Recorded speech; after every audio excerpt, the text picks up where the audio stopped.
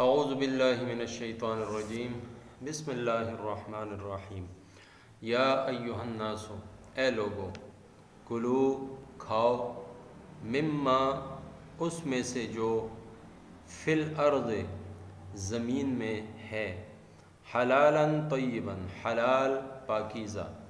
ولا تتبعوا اور پیروی نہ کرو خطوات الشیطان شیطان کے قدموں کی انہو بے شک وہ لکم تمہارا عدو مبین صریح دشمن ہے انما بے شک یأمرکم یہی حکم کرے گا تم کو بالسوء کہ برے کام والفحشاء اور بے حیائی کرو وان تقولوا اور یہ کہ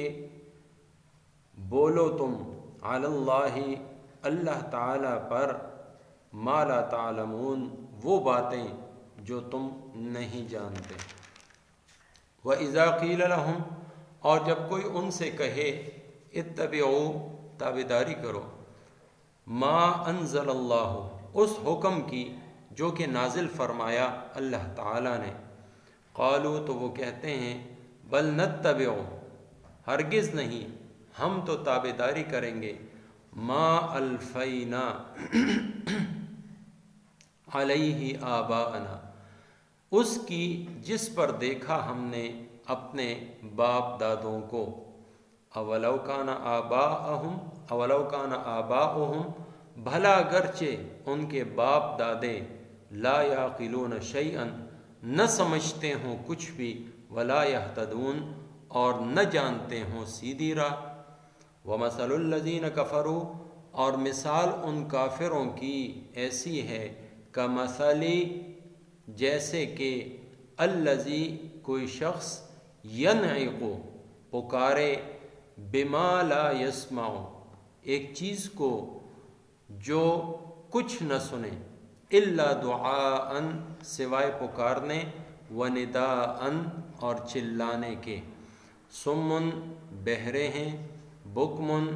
گونگے ہیں عمیٌ اندھے ہیں فہم لا یعقلون سو وہ کچھ نہیں جانتے۔ سورہ بقرہ کی آیت نمبر 168 سے لے کر 171 تک آج کے درس میں شامل ہیں۔ اوپر کی آیات میں شرک کرنے والوں کا تذکرہ تھا اور ان کے انجام کی خبر دی گئی تھی۔ انہی مشرکین کے مشرکانہ اعمال اور افعال میں سے دو امور ایسے تھے کہ جن کا تذکرہ بالخصوص ان آیات میں کیا جا رہا ہے اور اسی کی بنیاد پر اکل حلال کا حکم دیا جا رہا ہے۔ مشرکین مکہ اپنے معبودوں کی باطل معبودوں کی خوشنودی حاصل کرنا چاہتے تھے، تو اس کے لیے شیطان نے ان کو یہ راہ دکھائی۔ ایک کام وہ یہ کرتے تھے کہ کچھ جانوروں کو اپنے معبودوں کے نام پر کھلا چھوڑ دیتے تھے کہ یہ ہمارے معبودوں کی خوشنودی کے لیے ہیں، چنانچہ نہ اس سے کسی قسم کا انتفاع کرتے، نہ ان کو ذبح کرتے، نہ ان سے گوشت حاصل کرتے، نہ ان سے دودھ حاصل کرتے، اور نہ ہی ان کو بار برداری کے لیے یا کھیتی باڑی کے لیے استعمال کرتے، بس وہ اپنے ان معبودوں کے نام پر کھلا اور آزاد چھوڑ دیتے تھے۔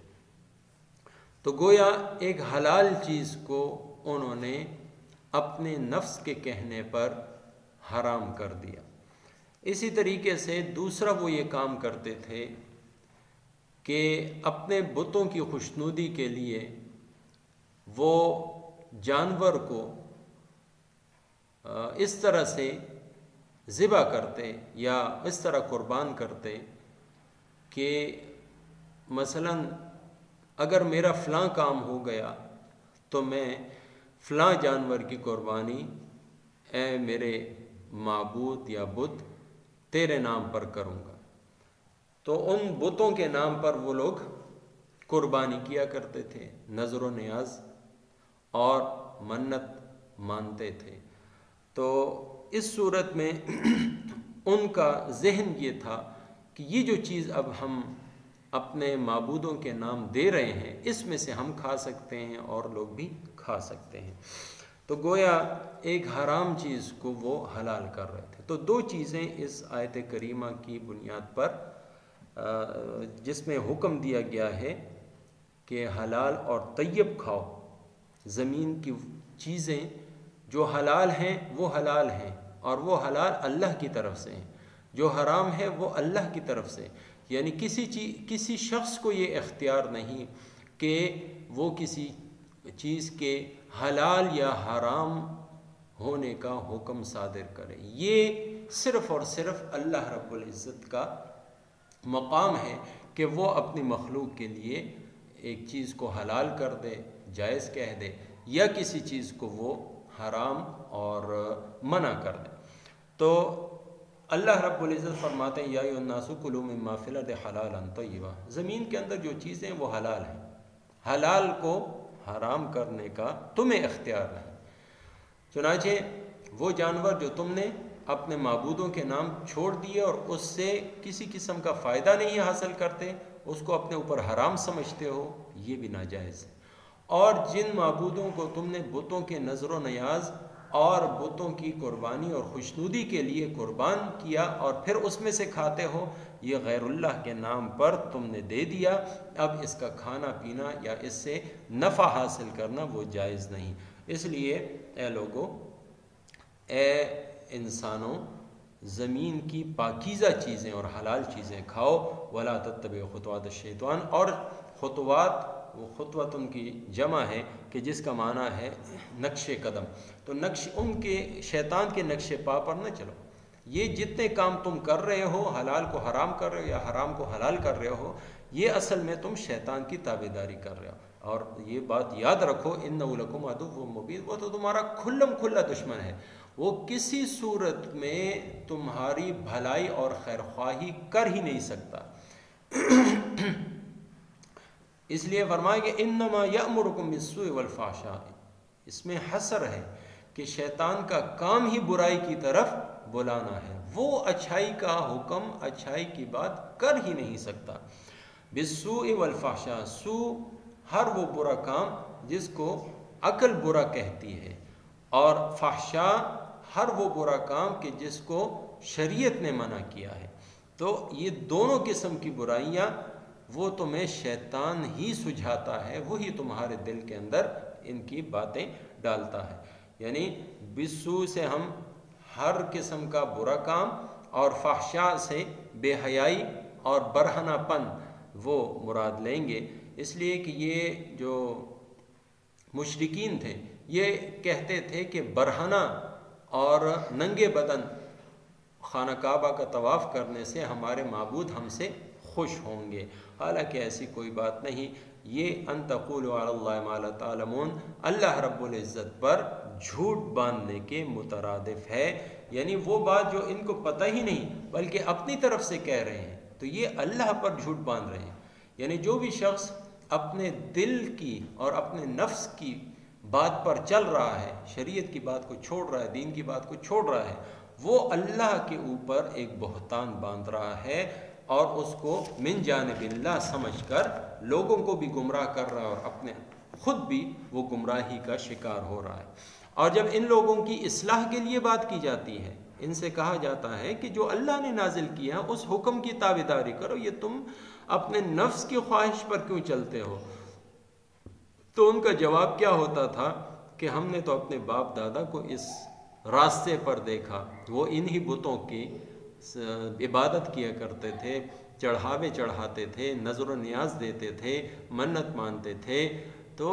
ہم کس طرح ان کی باتوں کو اور ان کے راستوں کو چھوڑ دیں؟ تو اللہ رب العزت ایک سوال کرتے ہیں کہ اگرچہ ان کے باپ دادا نہ سمجھتے ہوں، دین کی بات انہیں نہ معلوم ہو، سیدھی راہ ان کے علم میں نہ ہو، وہ خود گمراہ ہو، تو کیا پھر بھی انہی کی تم تابعداری کرو گے؟ حالانکہ یہ مناسب بات نہیں۔ اگر باپ دادا صحیح راستے پہ ہوتے پھر بھی بات تھی، پھر ان کا اتباع ضروری تھا، لیکن جب باپ دادا وہ خود گمراہ ہیں، ان کے باپ دادا کچھ بھی نہیں سمجھتے تھے، دین کی بات اور دین کے راستے سے نابلد تھے، ناشنا تھے، تو اس لیے ان کی تابعداری یہ ایک معقول بات نہیں۔ پھر اللہ رب العزت ان کی مثال دیتے ہیں کہ یہ ایسے اندھے، بہرے اور گونگے ہیں کہ جیسے ایک جانور ہے، جانور کو آپ اپنی زبان میں کچھ بھی کہہ لیں، اس کو سوائے ندا اور پکار اور چلانے کے اس کو کچھ بھی نہیں سنائی دیتا۔ وہ ایک آواز جو تیز آواز ہو، جو چیخنا اور چلانا ہو، بس اس کو یہی سمجھ آ رہی ہے، باقی اس کا مفہوم کیا ہے، اس کا مطلب کیا ہے، کہنے والا کیا کہنا چاہتا ہے، اس کی اس کو سمجھ نہیں ہے۔ تو اس لیے یہ لوگ ایسے ہیں کہ جیسے بہرے، گونگے اور اندھے۔ علم کا دل کے اندر اترنا، اس کے 3 راستے ہیں: کانوں کا، آنکھوں کا اور زبان کا۔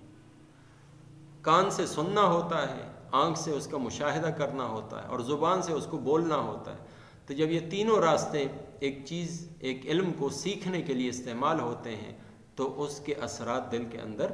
منتقل ہو جاتے ہیں۔ لیکن جب کان سنتے نہ ہوں، آنکھیں دیکھتی نہ ہوں اور زبان بولتی نہ ہو، تو پھر کیسے ان کے دل میں، ان کے ذہن میں، ان کے دماغ میں حق بات اتر سکتی ہے؟ تو اس لیے ان کی مثال ایک ایسے ہی جانور کی ہے کہ بس وہ ایک چلانے اور چیخنے اور پکارنے کو سنتا ہے، باقی کسی بات کو نہ وہ سنتا ہے، یعنی اس سے نفع نہیں اٹھا سکتا۔ ایسے ہی یہ لوگ ایسے گونگے ہیں، بظاہر تو ان کے آنکھیں اور کان اور دل اور دماغ اور زبان سب کام کر رہی ہوتی ہیں، لیکن دین کے معاملے میں یہ ایسے ہیں کہ جیسے اندھے، بہرے، گونگے ہیں۔ نہ ان کو حق بات نظر آتی ہے، نہ حق بات یہ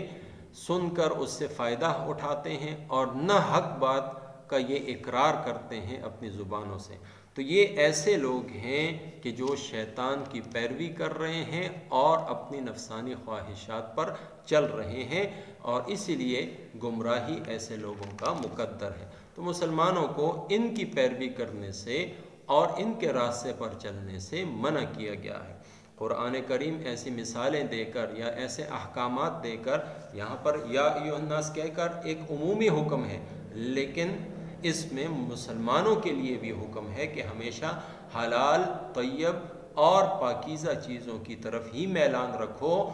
اور اگر ان کے علاوہ تم کچھ اختیار کرو گے تو وہ شیطان کی پیروی ہے یا خواہشات نفسانی ہے۔ اللہ تعالیٰ مجھے، آپ کو اور سب مسلمانوں کو قرآن و سنت کو سمجھنے، سیکھنے، عمل کرنے اور پھیلانے کی توفیق عطا فرمائے۔ یا ایھا الناس، اے لوگو، کلوا مما فی الارض، کھاؤ زمین کی چیزوں میں سے، حلالا طیبا، حلال پاکیزہ،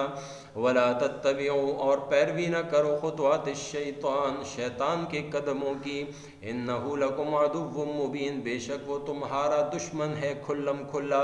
انما یأمرکم، بے شک وہ تو یہی حکم کرے گا تم کو، بالسوء والفحشاء، کہ برے کام اور بے حیائی کرو، وَأَن تَقُولُوا عَلَى اللَّهِ مَا لَا تَعْلَمُونَ، اور جھوٹ لگاؤ اللہ تعالیٰ پر وہ باتیں جن کو تم نہیں جانتے۔ وَإِذَا قِيلَ لَهُمْ، اور جب کوئی ان سے کہے، اتبعوا، کہ تابعداری کرو، ما انزل اللہ، اس حکم کی جو کہ نازل فرمایا اللہ تعالیٰ نے، قالوا بل نتبع، تو کہتے ہیں ہرگز نہیں، ہم تو تابعداری کریں گے، ما الفینا علیہ آباءنا، اس کی جس پر دیکھا ہم نے اپنے باپ دادوں کو، اولو کان آباؤہم، اگرچہ ان کے باپ دادے، لا یعقلون شیئا، نہ سمجھتے ہوں کچھ بھی، ولا یہتدون، اور نہ جانتے ہوں سیدھی راہ کو، ومثل الذین کفروا، اور مثال ان کافروں کی ایسی ہے، کمثل الذی ینعق بما لا یسمع، جیسے پکارے کوئی شخص ایک چیز کو جو کچھ نہ سنے، الا دعاء و نداء، سوائے پکارنے اور چلانے کے، سمن، بہرے ہیں، بکمن، گونگے ہیں، عمی، اندھے ہیں، فہم لا یعقلون، پس وہ کچھ نہیں سمجھتے، وما توفیقی الا باللہ۔